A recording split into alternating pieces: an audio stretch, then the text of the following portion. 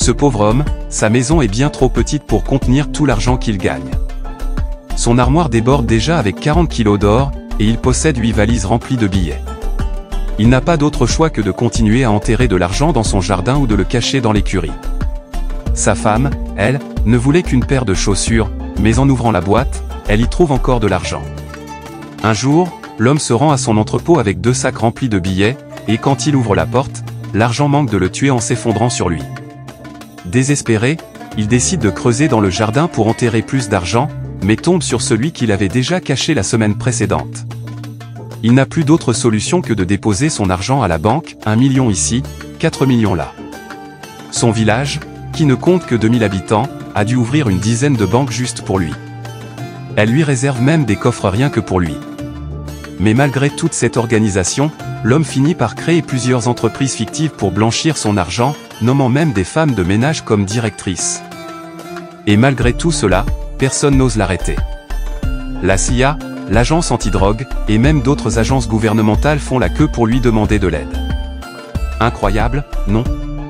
Et pourtant, c'est une histoire vraie. Ce héros s'appelle Barry Seal, et sa vie est encore plus palpitante que celle d'Ethan Hunt dans Mission Impossible. Barry était un pilote de génie, le plus jeune commandant de bord de l'histoire de TWA. Son salaire était excellent, il avait épousé une femme riche et belle, et ils avaient une vie de rêve avec leur adorable enfant. Bref, il avait tout pour être heureux.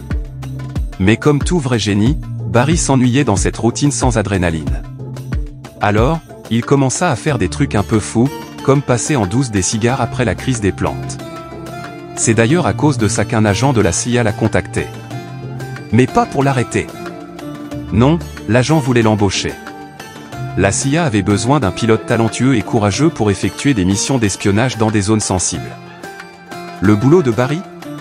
Survoler l'Amérique centrale en rase-motte et photographier les bases des rebelles. Barry, toujours prêt pour l'aventure, accepta avec enthousiasme et devint le pilote secret de la CIA. Jour après jour, il naviguait à travers la jungle pour capturer des images de camps militaires, évitant de justesse les tirs des rebelles grâce à son talent de pilote hors pair. De retour aux États-Unis, Barry reprenait son rôle de père de famille modèle, enfilant son uniforme de commandant pour ne pas éveiller les soupçons de sa femme. Mais après chaque mission risquée, il demandait un bonus pour nourrir sa famille, sauf que la CIA ne faisait que lui promettre monts et merveilles. Et puis, un jour, tout bascula. Un cartel de drogue colombien repéra Barry et lui proposa une mission lucrative, transporter leurs marchandises aux États-Unis. Un petit vol de 300 kg de poudre, $2000 le kilo, soit $600 000 pour un vol. Barry, qui commençait à manquer d'argent, accepta. Ses talents de pilote lui permirent de décoller d'une piste rudimentaire en pleine jungle, là où d'autres avaient échoué. Une fois de plus, il réussit son coup, contournant la surveillance des autorités pour livrer la cargaison. Mais avec l'argent vient les ennuis. Barry fut arrêté et envoyé en prison en Colombie, où il perdit même quelques dents.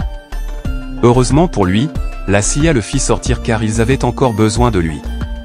Le nouveau plan était encore plus ambitieux, transporter des armes pour les cartels en échange d'informations pour les États-Unis, tout en livrant de la drogue à la fois.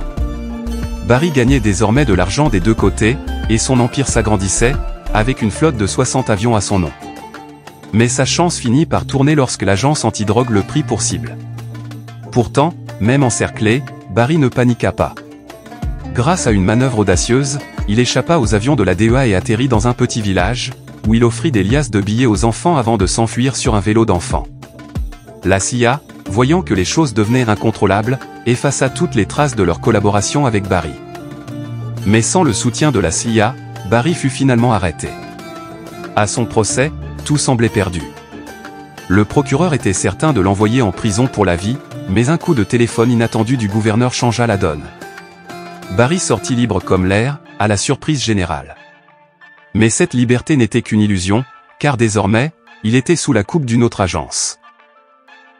Abonnez-vous à notre chaîne pour suivre les résumés des prochains films que nous allons décortiquer uniquement pour vous. N'hésitez pas à mettre un pouce j'aime et activer la cloche de notification. Merci une fois de plus et nous restons à votre service pour plus de vidéos.